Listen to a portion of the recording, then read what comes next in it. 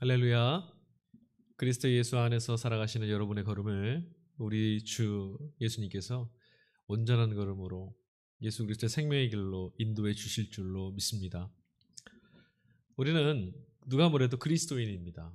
그리스도인이라는 그 이름 뜻이 무엇을 의미하고 있는지 여러분 다 알고 계시죠?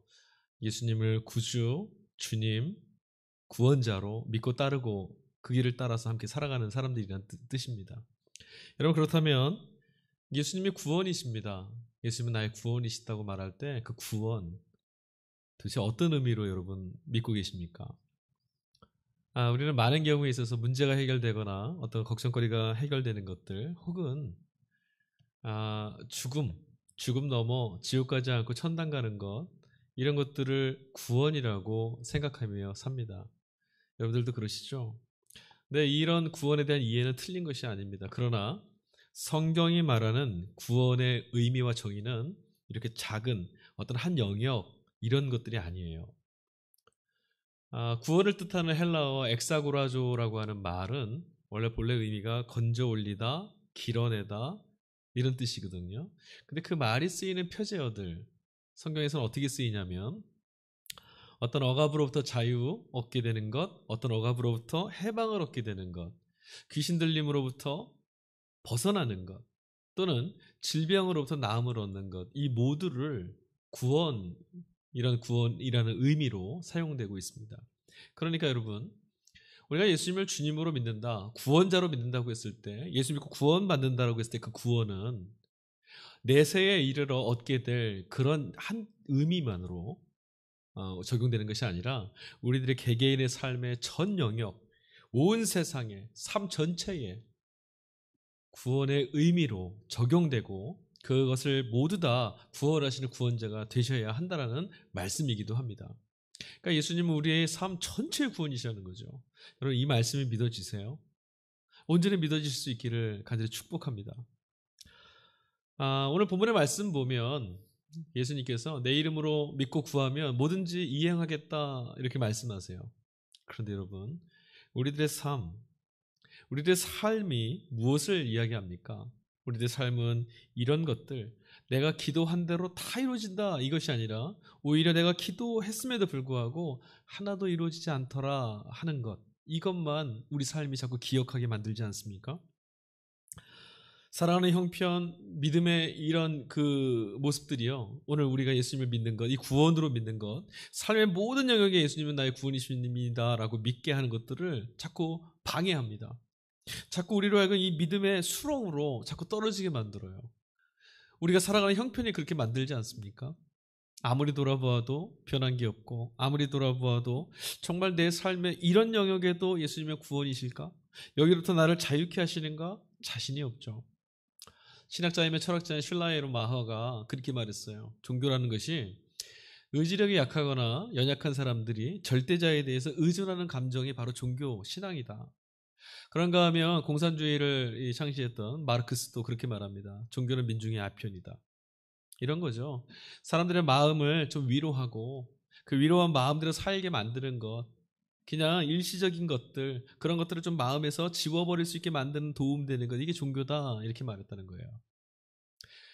우리 삶의 신앙이 능력으로 경험된다라고 고백할 수 없으니 이들의 이런 주장도 그렇지 않다 자신 있게 말하지 못합니다. 그렇다면 여러분, 우리가 믿고 있는 이 신앙, 기독교 신앙이 정말 무능력하고 정말 허무나 공허만 나뒹구는 그런 종교일까요?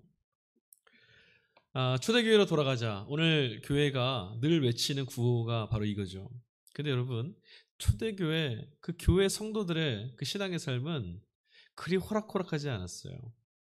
예수님을 주님으로 고백하며 사는 것들, 그들의 신앙의 삶의 정황은 오히려 우리보다 훨씬 더 절박하고 치열하고 어떤 면에서는 아주 치명적인 그런 신앙의 삶의 자리에 그들이 있었을 겁니다.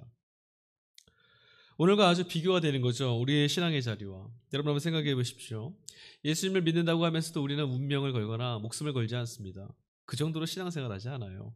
그렇게 신앙생활하는 사람들, 내 삶을 다 걸어서 할 정도가 되려면 우리는 교육자들, 그러니까 목사나 선교사, 전도사님들, 이런 사람들, 그런 사람들만 그렇게 한다 생각하고 내 인생을 이 그리스도를 믿는 신앙에 걸었어. 이렇게 생각 잘 안 합니다. 그뿐만 아니죠. 예수님을 믿는 것, 교회에 나가는 것, 그거 잘 못해도 그렇게 안 해도 뭐 삶에 별반 지장은 없다. 우리 이렇게 여기면서 살고 있어요. 그렇게 신앙생활 하지 않습니까? 그런 우리와 그 시절에 믿음을 갖는다는 것은 전혀 같은 무기일 수가 없어요. 초대교회 성도들이 그 시절에 믿음을 갖고 있다는 것은요, 여러분, 세상에서요, 버림받게 된다는 것, 세상에서 거부당하고, 세상에서 버려지고, 실패하고, 망하고, 심지어는 죽을 수도 있다는 걸 의미합니다. 성들이 이제 부정될 수도 있는 그런 삶, 그것을 하나 비틀비틀거리면서도 불안하면서도 여전히 붙들고 살아가는 것. 그랬으니 그 초기 기독교 공동체 우리 신앙의 선배들, 그 신앙을 갖고 살아가는 그들, 예수를 주로 믿고 살아가는 그들의 삶에 믿음이 얼마나 부침이 심했을까요? 후회되고 불안하고 염려되지는 않았겠습니까? 수시로 그랬을 것 같아요. 성경에도 보면 예수님의 십자가 사건을 등지고 도망쳤던 제자들 이야기가 나와요. 그뿐만 아니죠. 오늘 본문의 말씀도 그렇지만 성경의 곳곳에 보면 제자들은 예수님 말씀도 하나도 이해하지 못한 채 두려워하고 절망하고 낙심합니다. 또 서신서들을 읽어보면, 바울의 서신서 같은 걸 읽어보면 믿음의 길 가운데에 온전히 걸어가지 못하고 이 부침에서 늘 고민하고 씨름하다가 결국은 낭망하여서 세상으로 돌아간 이들도 있었다라고 성경은 이야기해 주죠. 예수님을 믿는다라는 게 이렇게 어려운 거였습니다. 초대교회 성도들이 그냥 여유 있어서 믿을만 하니까 예수 믿고 살았던 게 아닌 거죠. 어쩌면 오늘 우리들의 신앙의 삶, 이것보다 훨씬 더 부침이 심했던 그런 믿음의 자리였습니다. 예수님을 믿는다라는 말은 여러분 근데 뭘까요? 그들이 그런 삶임에도 불구하고 여전히 예수를 믿고 살았는데, 그럼 예수님 믿는다는 건 도대체 뭐냐는 말씀이에요. 여러분들은 예수님 믿으시잖아요. 그럼 어떤 걸 믿으시는 거예요? 예수님을 믿는다라는 말은 한마디로 말하면 예수님이 누구이신지를 알게 되었다, 혹은 예수님이 어떤 분이신지를 이제 내가 이제 알게 되었으니 그렇게 믿겠다, 이런 것을 의미합니다. 그렇다면 여러분, 예수님은 누구이십니까? 여러분 안에 예수를 믿는다라고 이런 분으로 나는 알게 되었다라고 말씀하시려면 예수님이 어떤 분이시라고 여러분 안에 믿음을 세워나가셨냐는 말씀이에요. 어떤 분, 예수님이 나의 구원으로 이런 분이시다라는 분명하고 단단한 믿음의 고백이 여러분 안에 있습니까? 주님은 우리들에게 당신이 어떤 분이신지를 끊임없이 성경 말씀을 통해서 우리에게 이렇게 소개해 주셨어요. 어떻게 소개해 주셨냐면, 주님은 나는 이라고 말씀하시면서 하나님과의 관계 안에서 이런 존재라고 가르쳐 주세요. 예수님의 공생의 사역, 이 땅에서 살아가셨던 그 사역과 삶을 가만히 보시면 예수님은 늘 자신의 삶을 하나님과의 관계성 안에서 설명하시고 하나님과 관계성 안에서 살아내셨습니다. 오늘 우리가 읽은 요한복음 14장 말씀도요, 가만히 한번 읽어보십시오. 여러분, 이 말씀은 예수님이 고별 설교예요. 겟세마네 동산에 올라서 이제 십자가로 향해서 끌려가시기 바로 직전에 제자들에게 남기셨던 마지막 설교인 거죠. 그런데 이 설교가 제자들의 마음을 몹시 어렵게 했습니다. 왜냐하면 주님은 이 설교 안에서 당신이 이제 제자들 곁을 떠나시겠다고, 이제는 너희 곁을 떠나겠다고 말씀하셨거든요. 제자들은 아마 황망했을 거예요. 허무했을 겁니다. 무슨 이런 일이 있습니까? 자신들의 모든 것을 뒤로하고 버려둔 채 예수님을 믿고 따르기라고 결심하고 쫓아온 길인데, 지금 예수님이 나는 이제 떠나겠다, 이 말씀이 마치 그들에게는 야, 다 틀렸다, 이제 포기해야겠다, 아무것도 바꿀 수 없는 것 같다, 포기의 선언처럼 들렸기 때문입니다. 제자들은 아득했습니다. 세상 바뀐 거 하나도 없거든요. 예수님 따라서 나왔지만, 예수님과 함께 했지만 그 지난 3년간 세상이 바뀔 조짐은 아무것도 없습니다. 여전히 악은 그대로입니다. 여전히 로마의 권세는 시퍼렇고요. 여전히 기득권자들의 그 욕심과 탐욕은 끝이 없습니다. 고통당하는 자들의 그 시름도 여전합니다. 근데 주님이 지금 그만하시겠답니다. 이들은 어떻게 합니까? 절망하죠. 그래서 제자들이 묻습니다. 도대체 어디 가시는 겁니까? 예수님께서 하나님의 나라에, 천국에 너희들이 거처할 곳을 마련하러 간다 하셨지만 그게 들리지 않습니다. 한번 두려움에 휩싸이니까 아무도 들리지 않아요. 내가 하늘에다가 너희들의 처소를 마련하러 간다 그랬더니 제자들 또 묻습니다. 그러면 아버지라도 좀 보여주십시오. 그럼 믿겠습니다. 제자들의 이 조급함, 이 막연한 이 조급함에 내몰린 이 물음들, 안쓰럽고 애처롭습니다. 예수님께서 이 제자들의 물음에 이렇게 답을 주셨어요. 14장 10절 말씀이에요. 내가 아버지 안에 거하고 아버지는 내 안에 거하신 것을 내가 믿지 아니하느냐. 그러니까 이 말씀은 뭐냐면 너희들이 지금 내가 하나님 아버지 안에, 하나님 아버지가 내 안에 계심을 믿지 않으니 이렇게 두렵고 이렇게 걱정하고 염려하는 거다. 그러니 이 주님을 믿는다라는 것이 오늘 우리들에게도 이것 말씀하시는 겁니다. 예수님이 하나님 안에, 하나님이 예수님 안에 거하신다는 건 믿는 겁니다. 이것만 믿을 수 있으면 제자들처럼 그런 삶에 내몰려도 두렵지 않고 염려하지 않을 수 있습니다. 이 말씀 도대체 무슨 의미일까요? 하나님이 예수님 안에, 예수님이 하나님 안에 계신다. 이 말씀 여러분이 이해가 되십니까? 우리 이 말씀 많이 나누었어요. 주님 안에 거하십시오. 근데 이게 도대체 어떤 의미인지 와 닿으시냐라는 질문입니다. 예수님께서는 어떻게 사셨죠? 하나님 안에 거하시는 예수님의 삶은 어떤 거였죠? 예수님을 한번 돌아보세요. 예수님은 늘 하나님만 주목하며 하나님을 향한 시선을 놓치지 않고 살아가셨어요. 언제나 어디서나 어떤 상황에서도 주님은 늘 자신의 삶을 하나님께로 향하며 살아가셨죠. 그리고 하나님은 그런 예수님을 당신의 아들로 삼아주시고 당신이 인정하신, 당신과 함께하는 삶으로 받아주셨습니다.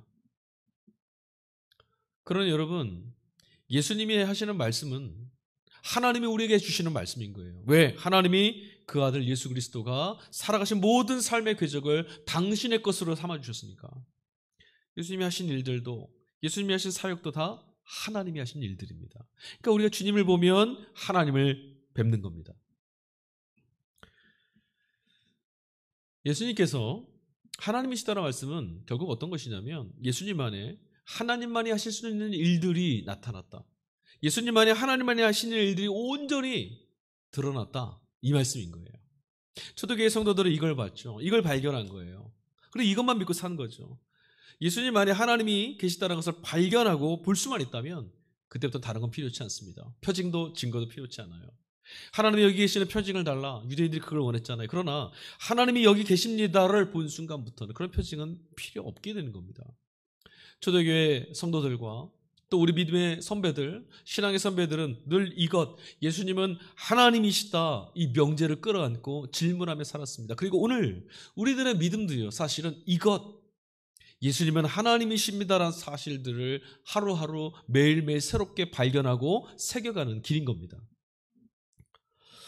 믿어지면 소망이 되지만 이 말씀이 믿어지지 않게 되면 오늘 제자들처럼 어느 순간 두려움과 절망과 조급함과 낙담함에 빠지게 됩니다. 삶이 힘들어요.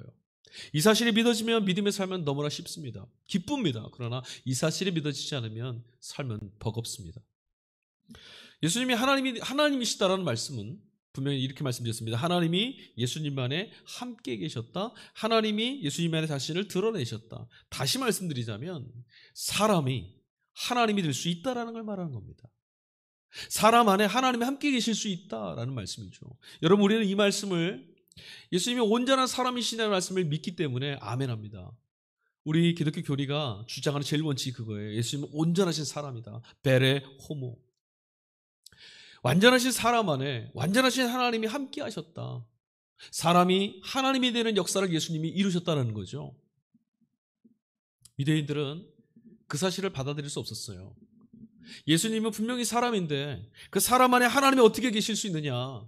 어떻게 네가 하나님의 아들이 될 수 있느냐? 어떻게 네 안에 하나님이 함께 계시는 그런 일들을 바라볼 수 있고 인정하고 믿을 수 있느냐? 그래서 유대인들은 실족했습니다. 예수를 믿지 못했어요. 그래서 예수를 배격하고 결국 예수를 십자가에 못 박아 죽이는 자리로 내몰았죠. 근데 여러분, 사실 우리 안에도 이런 믿음이 있어요. 아니, 불신이죠. 사람 안에 어떻게 하나님이 찾아오실 수 있느냐? 사람 안에 어떻게 하나님이 거하실 수 있느냐? 이게 우리들 안에도 싹트고 있어요. 여러분, 사람은 하나님이 될 수 없다라는 말은 결국 사람 안에 하나님만이 하실 수 있는 일들 같은 건 임할 수도 나타날 수도 없다라고 하는 겁니다. 그런데 여러분, 우리는요, 살아가는 방식은 또 신처럼 살아갑니다. 세상에서 내가 주인인 것처럼 행세하고 살려고 해요. 다 그걸 향해서 달려갑니다. 그래서 탐욕과 욕심에 나를 채우려고도 하고요. 비어있는 것들, 부족한 것, 두려움, 절망, 걱정 이것도 끌어안고 살아요. 내 것, 내 인생이라고, 내가 생명의 주권자라고 생각하니까 그렇습니다. 나는 마치 신처럼 살아가면서 신이 되려고 하는 욕망에 사로잡혀 살아가면서도 하나님이 내 안에서 역사하실 수 있다는 사실을 믿지 않아요. 사람 안에 하나님이 찾아오신다. 사람 안에 이 연약하고 깨어진 존재 안에 전능하신 하나님이 함께 하실 수 있다는 사실들은 믿지 못하죠. 어떻게 사람이 하나님이 될 수가 있는가? 어떻게 사람 안에 하나님이 임하실 수 있는가라고 하는 이런 의심이 정작 믿음을 써야 될 때, 정말 믿음이 필요할 때 우리들의 발목을 붙잡고 맙니다. 두려움, 절망에 자포자기하는 길로 걷게 되는 거죠. 여러분, 이 말씀 우리가 어떻게 실감할 수 있겠습니까? 기적이나 이사, 어떤 놀라운 표징이 있어야 예수님이 하나님이시다, 온전하신 사람이신 그분이 하나님이시다는 사실을 믿을 수 있겠습니까? 그런데 여러분, 따지고 보면 기적이나 이사 같은 것들은 성경에만 담겨있는 이야기가 아니죠. 고대의 이야기들이나 설화, 역사, 그런 이야기 안에 잔뜩 들어 있습니다. 다른 종교나 하다못해 사이비 종교 집단에도요, 어떤 그들의 종교의 어떤 경지에 이른 사람들, 그런 인물들에게 이런 일들을 있었다라고 우리에게 막 얘기해 주는 것들, 그거 다 기적들이잖아요. 그러면 그들이 하나님이십니까? 아니죠. 그렇다면 예수님의 고매한 인격이나 품성, 이것이 하나님이시라는 것을 증거합니까? 그렇지 않습니다. 오늘 우리가 살아가는 이 시대에도 우리 주변에도 인성과 품성이 훌륭한 그런 인물들 많습니다. 그런데 그런 이들이 하나님입니까? 그렇지 않죠. 예수님이 하나님이시다라고 하는 말씀은 딱 하나, 하나님만이 하실 수 있는 일이 예수님만에 나타났다? 이것만이 증거가 될 수 있어요. 여러분, 만약에 하나님이 하시는 일 말고 야, 웬만한 기적 같은 거 이런 거 좀 있어야 믿지 않겠느냐, 그런 일이 발생하면 어떻게 될까요? 야, 다른 곳에도 그런 기적은 있더라. 어떻게 예수님만이 하나님이시냐? 우리 못 믿을 거예요. 그러니 하나님만이 하실 수 있는 일, 우리는 헤아려 볼 수도 흉내낼 수도 행할 수도 없는 그런 일들이 나타나야만 예수님만이 하나님이 임하셨구나 인정할 수 있게 되는 거죠. 그 일이 뭘까요? 역사 이래로 인류의 역사 가운데에 단 한 번 유일례적으로 나타난 사건이 있습니다. 하나님만이 하실 수 있는, 누구도 부정할 수 없는 그런 사건이 발생했는데 그게 바로 부활입니다. 또 그렇게 말씀하시는구나. 심드렁하지 마셨으면 좋겠어요. 왜냐고요? 부활은 기독교 신앙의 요체이며 기독교 신앙을 능력으로 살아갈 수 있는 능력 자체가 되는 것이 바로 부활이기 때문에 그래요. 여러분, 부활을 깊이 아셔야 됩니다. 여러분, 부활이 무엇인지를 잘 모른다면 우리는 지금 기독교 신앙을 잘 모르는 겁니다. 부활, 죽은 자를 살려내실 수 있는 능력, 하나님 하실 수 있는 그런 능력이죠.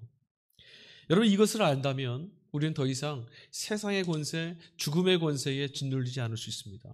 하나님만이 하실 수 있는 능력이 나타남을 보았으니 넘어질 수 없죠. 부활의 경험은 반드시 죄와 죽음의 권세를 무너뜨리고 깨뜨리는 것으로 이어집니다. 하나님이 하시는 그 생명 현상을 경험한 사람들에게는 좌절과 절망은 떠나갈 수밖에 없어요. 그게 부활의 능력이거든요.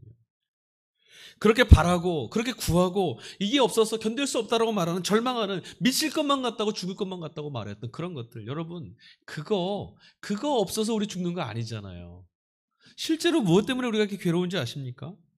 여러분, 그런 것들을 여러분 다 손에 쥐셔도, 갖고 있어도 행복할 수 없습니다. 생명이 없다면 그런 것들은 아무것도 아니죠. 바라는 거 다 얻어도, 야, 이것 없어서 미칠 것만 같다고 죽겠다고 말했던 그것들이 내 손에 지금 들어와도 여러분의 생명이 사라진다면 그것 때문에 행복할 사람 아무도 없습니다. 이건 다 비본질적인 거예요. 생명이 있으니까 그런 것들이 소중하고, 생명이 있으니까 우리는 행복할 수 있는 겁니다.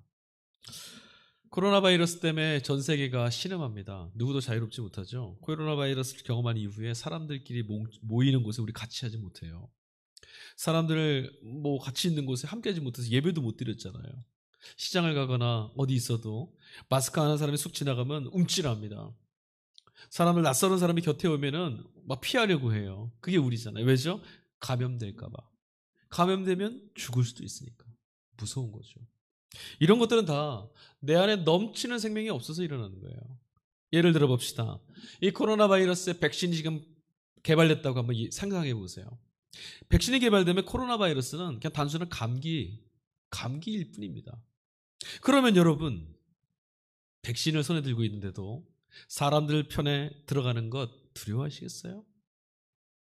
백신을 먹을 수 있는데, 약국에 가면 살 수 있는데도 불구하고 여러분, 사람만 지나가면 깜짝깜짝 놀라고 그러시겠습니까? 아니요.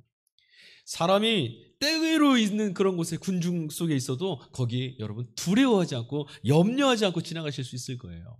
왜요? 생명을 붙들고 있으니까 그런 거죠. 그러니 지금 우리가 해야 될 것, 지금 우리가 진짜 애를 쓰고 수고해야 될 것은 뭐냐면, 이런 문제, 이런 염려, 이런 걱정 어떻게 해결할까, 이거 고민하는 것이 아니라 어떻게 하면 생명, 어떻게 하면 죽음을 능히 물리칠 수 있는 그런 생명을 얻을 수 있을까.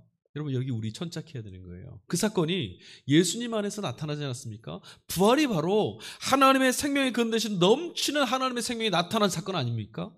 예수 그리스도 안에 하나님의 생명이 쏟아부어진 사건이 바로 부활이거든요. 그러니까 이 부활의 의미가, 부활의 그 능력이 무엇인지를 우리는 알아야 되는 거예요.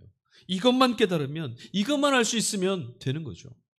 여러분, 염려나 근심은, 우리가 염려나 근심을 통해서 우리 인생과 미래를 바꿀 수 있겠어요? 아무도 그렇게 못합니다. 우리 인생, 우리의 미래는 하나님께 달려 있습니다. 하나님만이 우리의 미래이신 거예요. 신앙을 가진다는 게 바로 이런 겁니다. 죽음이 짓누르는 권세에서 벗어나는 것. 진짜 풍성한 생명을 누림으로 죽음은 더 이상 권세가 되지 못하는 삶을 경험해 가는 것.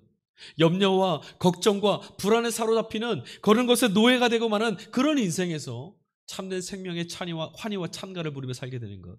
이게 신앙입니다. 그럼 이제 우리 어떻게 해야 될까요? 오늘 본문의 말씀을 한번 보겠습니다. 6절 말씀.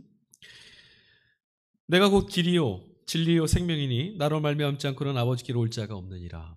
아멘. 또 11절 말씀 볼까요? 내가 아버지 안에 거하고 아버지께서 내 안에 계심을 믿으라. 그를 하지 못하겠거든 행하는 그 일로 말미암아 나를 믿으라. 아멘. 예수님께서는 자신이 길이라고 말씀하셨습니다. 길. 여러분, 길이란 것, 누군가 걸어보지 않은 길이라는 것이 존재하겠습니까? 길은 누군가가 지나간 흔적입니다. 누군가 지나갔기 때문에 길이 되는 거죠. 예수님께서는 아버지께로 나아가는 길이 되셨다고 말씀하셨어요. 네, 예수님만이 아버지께로, 하나님 나라로 나아간 길입니다. 여러분, 그분은 어떻게 사셨습니까? 시름, 허무, 환난, 역경, 유혹, 시험과 배신, 폭력과 그리고 죽음 앞에서도 하나님만을 향한 그 시선을 거두지 아니하시고 하나님께로 한 걸음 한 걸음 뚜벅뚜벅 걸어가셔서 생명의 길이 되어주신 하나님이세요. 예수님께는 하나님께 용납되는 것, 하나님의 자녀로서 사는 것, 하나님과 함께하는 것, 이것만이 예수님께 유일한 생명이었어요. 예수님은 이것만을 양식으로 삼고 사셨습니다. 예수님은 하나님의 자녀로 사는 것, 하나님의 아들로 사는 것만이 그의 삶의 기쁨과 능력이었던 거죠. 그리고 예수님께서는 자신이 그리 하셨듯이 오늘도 당신을 길 삼아서 끝까지 나아가는 우리의 삶을 기꺼이 당신 자신의 삶으로 받아주십니다. 우리는 이 사실을 믿는 거예요. 예수님이 걸어가신 그 길을 같이 따라 걸어가면 더디 가더라도 흔들리더라도 주저앉더라도 주님께서 기꺼이 당신의 삶으로 붙드시고 삼아주시고 동행해 주신다는 것. 우리는 지금 그 길 위에 서 있습니다. 예수님이 걸어가신 길, 예수님이라는 그 생명의 길을 우리는 걷기 위해서 이 길에 서 있습니다. 앞으로 나아갈 수도 있고요, 뒤로 돌아갈 수도 있습니다. 혹은 어찌할 바를 몰라서 세상 유혹 앞에서 주저앉고 허덕일지도 모르겠습니다. 여러분은 지금 어디를 향해 서 계십니까? 어디로 나아가고 계십니까? 혹여 뒤돌아가고 계시는 건 아닙니까? 혹여 주저앉아서 어떻게 할지 몰라 낭망하고 계신 건 아닙니까? 믿음이 충만할 때는 모르지만 갑작스레 두려움이라도 밀려오게 된다면 우린 또 뒷걸음질 치고 말 겁니다. 이제 어떻게 해야 될까요? 이런 우리인데 어찌하면 좋겠습니까? 예수님 안에 있는 그 부활만의 능력이라고 이 길을 걷는 것이, 예수님의 길을 따라 걷는 것이 맞다고, 그래서 이 길을 삼아 나도 걷겠노라고 하지만 우리 또 도돌아설 수 있거든요. 이런 연약한 우리인데. 오늘 제1독서 본문으로 주어진 사도행전 말씀은 스데반 집사의 죽음의 장면을 우리에게 보여줍니다. 스데반 집사가 왜 죽었죠? 예수님이 하나님이시다는 사실을 증거하다가 돌에 맞아 죽었어요. 여러분, 우리 자신의 믿음이 순교라는 이 단어 앞에만 서면 자꾸 초라해 보이고 주눅 들고 작아지지 않습니까? 순교는 참 무거운 말이죠. 그런데 여러분, 우리도 이 순교의 무게만큼이나 무거운 삶을 살고 있습니다.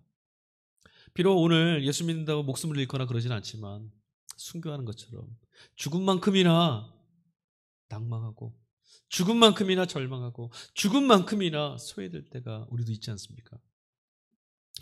순교라는 말을 뜻하는 헬라어 단어가 마르티스입니다. 마르티스라는 단어 안에 또 다른 뜻이 있는데 증인이라는 뜻이 있어요.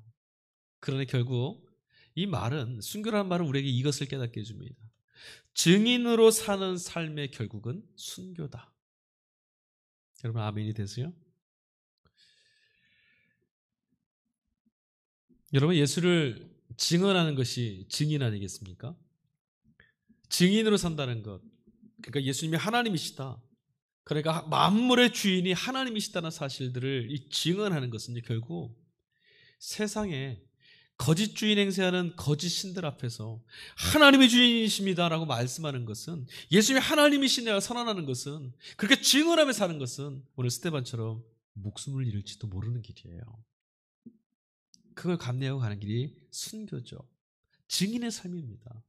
여러분, 우리는 지금 아주 낯섭니다. 그러나 이 순교라는 것이 바로 기독교 신앙의 가장 중심에 있는 단어라는 것을 여러분 잊지 마셔야 돼요. 기독교 2000년 역사가 끊임없이 관통해왔던 신앙의 삶의 중심이 뭐냐면 바로 순교입니다. 즉 증인으로 살겠다는 거예요. 내가 증인으로, 예수님이 하나님이시다는 말씀을 증인으로 증언하며 살 때 핍박이 다가와도 나는 증인이고, 내가 내침을 당해도 나는 증인이고, 두려움이 다가와도 나는 이 말을 하는 증인이다. 그게 살아왔다는 겁니다. 그게 순교자의 순교신앙입니다. 우리는 이 신앙을 잃어버렸죠. 그리스도인이라는 말 자체가 예수님이 그리스도이십니다, 하나님이시다라는 말을 증인하는 증언의 삶, 그렇게 사는 사람들 아닙니까? 증언을 하면 죽는 삶인데 살려고만 하니 우린 증언을 할 수가 없어요. 우리는 살려는 고민만 해요. 기독교 신앙은 살라고 먼저 말하지 않아요. 먼저 죽으라고 하죠. 여러분, 예수님의 증인의 길, 증언하는 증인의 길, 스데반 집사는 증인의 길을 오롯이 걸어내서 결국 온전함으로 갈무리했습니다. 순교했어요. 스데반 집사의 죽음, 스데반 집사의 이 순교의 삶을 우리에게 보도하는 사도행전 말씀을 읽게 되면, 오늘 부활의 능력을 경험하고 예수님의 증인으로 어떻게 살 수 있는가, 우린 거기서 힌트를 얻을 수 있습니다. 죽음, 네, 죽음을 가까이 하는 겁니다. 이 말씀이 이해가 안 되시죠? 죽음을 가까이 하라니 이게 무슨 말일까? 라틴어에 메멘토 모리라고 하는 말이 있어요. 죽음을 기억하라라는 말입니다. 전쟁에 나갔던 장군이 승리해서 개선에 들어올 때 많은 사람이 환호하고 영접할 때 그 뒤에서 이렇게 말하는 겁니다. 메멘토 모리. 무슨 말이냐면, 오늘 전쟁에서 승리한 장군이 오만하고 교만해지지 말라는 거예요. 네가 오늘은 승리했다만 내일 네가 전장에서 피 흘리며 죽는 존재가 될 수도 있다. 오만해지지 말라는 거죠. 여러분, 죽음, 여러분, 내가 죽음 앞에 있다는 것을 기억하고 죽는 존재라는 걸 깨닫게 되면 우린 죽음의 위협으로부터 이제 벗어날 수 있게 돼요. 오히려 죽는 존재라는 걸 우리가 깨닫게 되면 죽음은 더 이상 우리에게, 이걸 받아들이면 권세가 되지 않습니다. 우리 안에 이런 말 하잖아요. 죽기를 각오한다. 여러분들 누군가에게 아니 죽기를 각오하고 살면 되잖아, 이런 말씀 해보셨을 거예요. 죽기를 각오하면 죽음은 위협이 되지 않는 겁니다. 우리가 예배 시간에, 예배 순서에도 죄의 고백이라는 순서가 있잖아요. 여러분, 이거 무슨 시간인지 실감하시는지 모르겠어요. 죄의 고백이라는 시간은 내가 어머니 지갑에 손을 댔어, 내가 나쁜 마음, 이런 거를 고백하는 게 아니라, 면죄부를 받기 위한 시간이 아니라, 하나님, 나는 생명이 없는 존재입니다. 그래서 하나님께서 내게 생명을 부어주시지 않으면 살 수 없습니다. 나는 그런 존재입니다. 생명의 근원 되시는 하나님 앞에 서서 자신이 어떤 존재인지를 고찰하고 그걸 고백하여 드리는 것, 이게 죄의 고백의 시간인 거예요. 하나님, 내게 은혜를 베풀어 주십시오. 생명을 공급해 주십시오. 그래야 내가 살겠나이다. 여러분, 부활이란 것은 누구도 경험해보지 못한 사건입니다. 오직 예수님만 걸어가신 사건이죠. 아무도 경험해보지 못했기 때문에 경이롭다고 말하는 거예요. 경이로운 사건, 우리가 처음 맞이하는 길이니까, 누구도 걸어가보지 못했으니까 우리는 이곳에 서서 길끝을 한눈에 볼 수가 없습니다.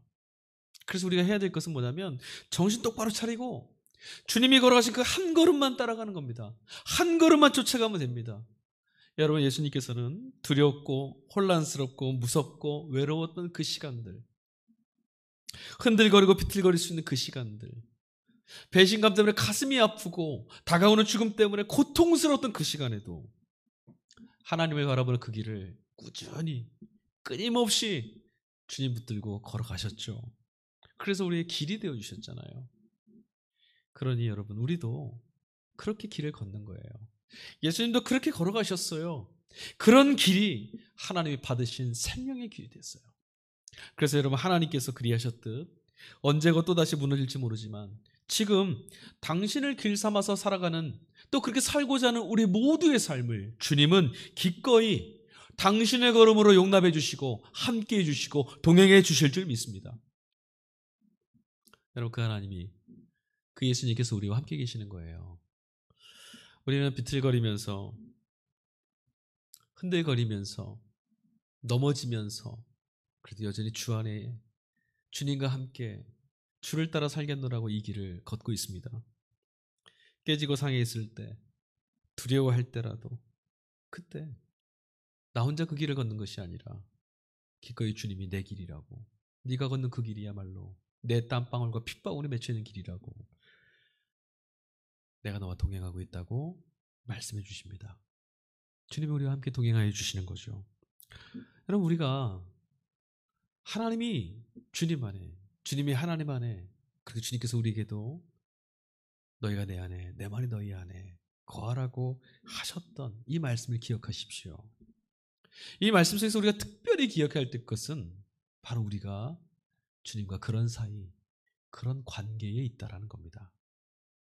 예수님은 당신을 아들 삼아 주신 하나님과의 관계, 그 관계 때문에 기쁘셨어요. 그것만을 양식으로 삼으셨어요. 광야에 있을 때에도 아버지, 내 기도를 들어주시니 감사합니다. 죽음 앞에 있을 때라도 내 뜻대로 마옵시고 아버지 뜻대로 하옵소서. 하나님을 아버지로 삼는 그 관계성이 예수님의 양식, 기수의 행복이었잖아요. 근데 그 주님이 오늘 우리에게 내가 너희와 함께한다, 내가 너희의 생명의 길이다, 너희는 나의 양이다 말씀해 주시지 않습니까? 무조건적인 용납과 환대, 우리를 자녀로 삼아주시는 하나님. 여러분, 우리가 하나님과 그런 사이에 있어요. 하나님 우리 아버지 되십니다. 이 사실에 여러분 기뻐하십시오. 이 사실을 누리십시오. 이 사실에 환희하십시오. 이것이 예수님은 하나님이십니다라는 사실을 믿고 사는 겁니다. 그리고 우리는 이것만 믿고 삽니다. 이 믿음의 길, 부활의 생명으로 인도하실 예수님께서 우리를 끝까지 이끌어 주실 줄 믿습니다. 기도하겠습니다. 주님, 감사합니다. 우리 마음에 들지 않는, 낭망하고 절망하고 신음하고 뒤돌아서고 주저앉는 그런 믿음의 삶인데, 도대체 주님이 어디 계신지 알 수 없어서 좌절하고 허덕이던 그런 삶인데, 기꺼이 이 길을 당신의 길 삼아 우리와 동행하고 계시다라고 하는 주님의 말씀 듣게 하시니 감사합니다.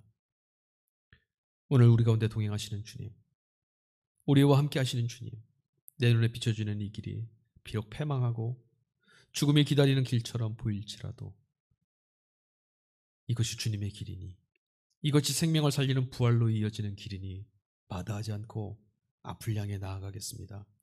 주님, 우리의 능력과 힘이 되어 주시옵소서.